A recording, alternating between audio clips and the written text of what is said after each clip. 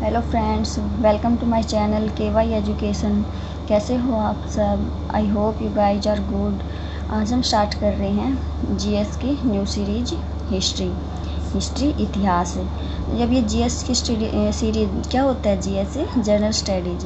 ये general GS है हमारी, ये हर कॉम्पिटिटिव एग्ज़ाम के लिए इम्पोर्टेंट है, हर किसी में आती है। आप चाहे KVS लगा लो, आप DSSS लगा लो, NVS लगा लो, आप दिल्ली पुलिस लगा लो, आप कोई भी एग्ज़ाम ले लो उसमें जीएस हमारी आती है। अब बच्चे कंफ्यूज होते हैं जीएस से। ये 3 टाइप से भी होते हैं। देखो, एक होता है जीके मतलब जनरल नॉलेज, जिसमें हम पढ़ते हैं छोटा पक्षी बड़ा पक्षी। अब एग्जाम्पल ये है, जैसे बच्चों से पूछते हैं सफ़ेद हाथी कहाँ पाए जाते हैं, तो वो थाईलैंड में। तो इस तरह से वो हमारी जो चीज़ें आएंगी वो आएंगी जीके में। फिर आती है जीए, वो क्या होती है? General awareness. अब नाम से जैसे पता लग रहा है अवेयरनेस, क्या होता है अवेयरनेस मीनिंग जागरूकता।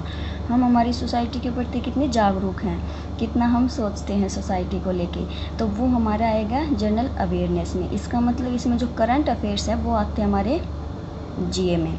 फिर हमारी जीएस जनरल स्टडीज, इसमें क्या होती है जनरल स्टडीज में? इसमें हमारी history, geography, pol science, economics, science, ये सब हमारी आती है जीएस में।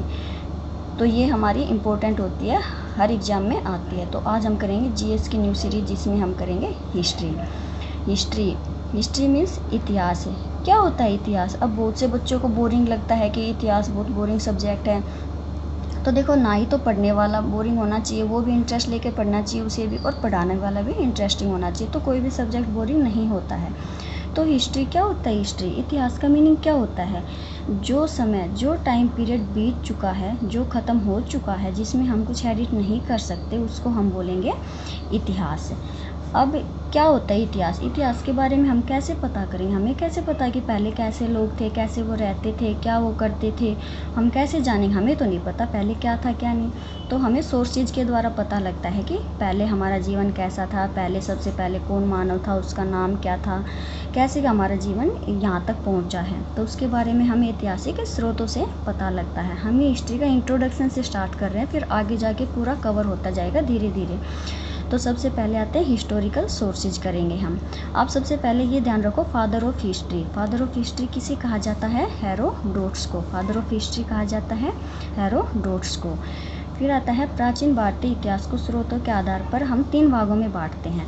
तो सबसे पहले आते हैं प्री हिस्टोरिक एज, जिसे हम बोलते हैं प्रागैतिहासिक काल। इसका टाइम पीरियड, सॉरी मैंने लिखा नहीं, लेकिन इसका टाइम पीरियड आप ऐसे नोट कर लो, होता है मानव उत्पत्ति से 3000 ईसा पूर्व तक। वो हम आगे जब इनको अलग अलग डिफाइन करेंगे तब उनको इसको पूरा हम डिफाइन कर देंगे।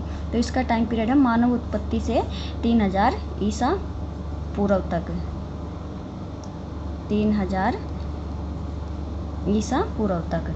फिर आती है हमारी प्रोटो हिस्टोरिक एज, सॉरी प्रागैतिहासिक काल। ये होता क्या है? इसमें क्या था, इस काल में का जो हमें सोर्सेज हैं वो सिर्फ जो इस काल के जो मानव यूज करते थे ना, वो चीज़ जो दैनिक जीवन में प्रयोग करते थे, जो वस्तु, उसी के द्वारा हमें पता चलता है कि इस काल में क्या कुछ है। क्योंकि इस काल में मानव लेखन कला से परिचित नहीं था, उसको लिखना पढ़ना नहीं आता था। तो इस काल के हमें कोई लिखित साक्ष्य नहीं मिलते हैं, और हम जब तक हमें कोई चीज़ लिखित रूप में नहीं मिलती हम उसको नहीं मानते हैं। क्योंकि आजकल हमारे लिखित साक्ष्य ही ज़्यादा चलते हैं, तो इसलिए हमें इस काल के ज़्यादा जो वो स्रोत है वो हमें उस काल के जो मानव द्वारा प्रयोग की गई चीज़ें थी उसी के द्वारा पता चलता है। फिर आती है हमारे प्रोटो हिस्टोरिक एज, इसका ये मतलब होता है आद ऐतिहासिक काल।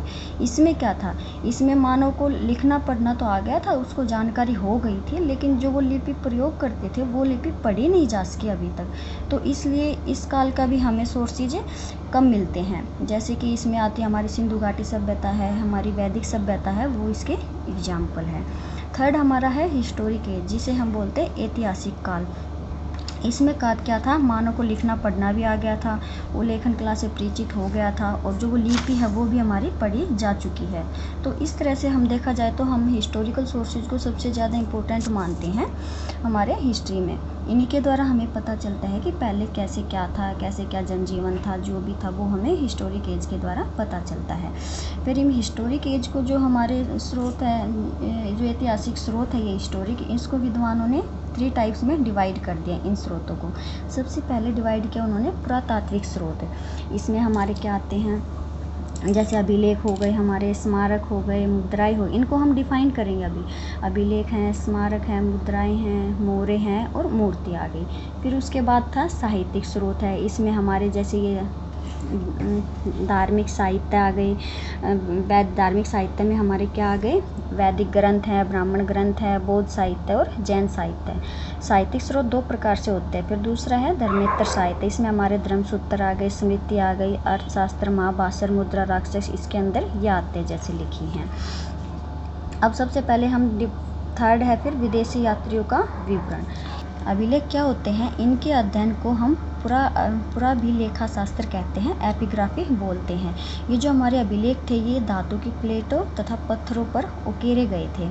इनके माध्यम से हमें क्या पता चलता है, इनके माध्यम से हमें राजाओं के साम्राज्य विस्तार, शासन प्रबंध तथा राजनीतिक क्षेत्र का पता चलता है।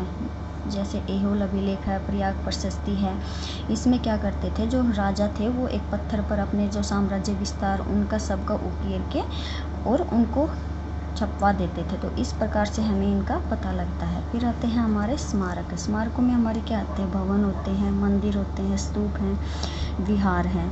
इनका हमें पता चलता है जैसे किसने भवन बनवाए कहाँ, मंदिर कहाँ बनवाए, स्तूप जैसे बौद्ध स्तूप हैं, विहार हैं, वो सब उनके हमें पता चलता है। फिर है हमारी मुद्राएं। मुद्राओं के अध्ययन को हम बोलते हैं मुद्रा शास्त्र का। ये क्वेश्चन पूछ लिया जाता है कि मुद्राओं के अध्ययन को क्या बोला जाता है, तो उनको हम बोलेंगे न्यूमिस्मैटिक्स। तो ये क्वेश्चन 1 नंबर में पूछ लिया जाता है, वैसे ऑप्शनल टाइप कभी किसी भी एग्जाम में पूछ लिया जाता है। फिर आते हैं हमारे जो प्राचीनतम सिक्के हैं।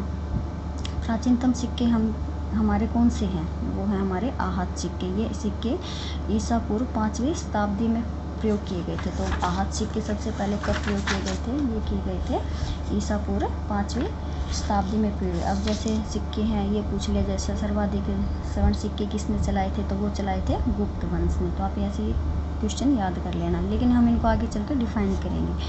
फिर हमारी मूर्तियाँ। मूर्तियों का निर्माण सबसे पहले कौन से काल से प्रारंभ होता है, वो हमारा होता है कुषाण काल से प्रारंभ होता है। तो अब इन्हें हिस्टोरिकल सोर्सेज को हम डिफाइन करेंगे तो हमें पता चलेगा कि इनके द्वारा हमें पता चलता है कि पहले कैसे क्या था हमारा।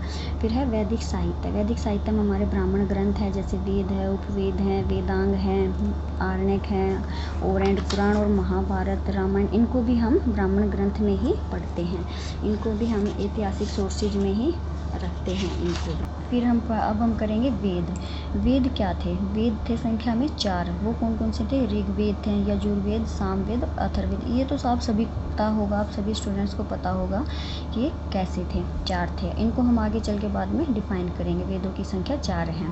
फिर है वेदांग। वेदांग है संख्या में 6। अब बहुत से बच्चों को ये याद नहीं होती, लेकिन आप इनको शॉर्ट फॉर्म में ऐसे याद कर लो, सिक बनी छद, सी से बन गया शिक्षा, कैसे बना कल्प, वैसे बना व्याकरण, नी से निरुक्त, 6 से छंद और जैसे ज्योतिष। तो इससे आराम से आपको याद हो जाएगा। ये वेदांग संख्या में थे 6। फिर है उपनिषद। उपनिषद है संख्या में 108 है। और जो सबसे महत्वपूर्ण है वो है मुंडकोपनिषद। और जो हमारा प्रसिद्ध आदर्श वाक्य है सत्यमेव जयते, वो कहाँ से लिया गया है, ये क्वेश्चन बहुत बार आया है एग्जाम में कि प्रसिद्ध आदर्श वाक्य सत्यमेव जयते कहाँ से लिया गया है, तो वो लिया गया है मुंडकोपनिषद से। फिर है हमारे 3rd नंबर पे जो आते हैं हमारे विदेशी यात्रियों के विवरण। इनके द्वारा भी हमें हमारे इतिहास का पता चलता है। जैसे प्राचीन काल में बहुत से यूनानी लेखक हैं, चीनी लेखक है, वो इंडिया में आए, वहाँ इंडिया में रहे, उन्होंने यहाँ का अध्ययन किया, देखा, तो उनके द्वारा फिर उन्होंने अपनी पुस्तकें लिखी, उन्होंने उसमें वर्णन किया, और फिर उनके द्वारा हमें उन पुस्तकों को हम पढ़ते हैं तो उनके द्वारा हमें पता चलता है कि कैसे पहले विदेशी यात्रियों ने क्या विवरण किया है भारत का। अब सबसे पहले यूनानी लेखक, अब मैक्सथनीज लगा लो, उसने अपनी पुस्तक लिखी इंडिका। इंडिका में उसने जो मैक्सथनीज आया था चंद्रगुप्त मौर्य के शासनकाल में, उसने मौर्य साम्राज्य का अपनी पुस्तक में वर्णन किया है, मौर्य प्रशासन का। फिर चीनी यात्री भी आए। चीनी यात्री में है फायान आया था, फायान आया था, वो आया था चंद्रगुप्त द्वितीय के काल में। फिर एक और चीनी यात्री आया था हवेनसांग, वो आया था हर्षवर्धन के काल में। उस हर्षवर्धन के काल में ही था, हवेनसांग भी चीनी यात्री था। बहुत से फिर यात्री आए थे, अल-बेरूनी आया था, उस अल-बेरूनी भी अपनी पुस्तक लिखी तहकीक हिंद। बहुत से आए थे यूनानी लेखक चीनी। तो इसके द्वारा हम अभी नहीं यात्रियों के विवरण को हम पढ़ते हैं तो हमें पता लगता है कि हमारे हिस्ट्री के बारे में हम जानते हैं, पहले क्या था, कैसे रहते थे लोग। तो गाइज आई होप आपको यहाँ तक समझ आ गया होगा। हिस्टोरिकल सोर्सेज का एक छोटा सा इंट्रोडक्शन था, तो आई होप आपको समझ आया होगा अच्छे से।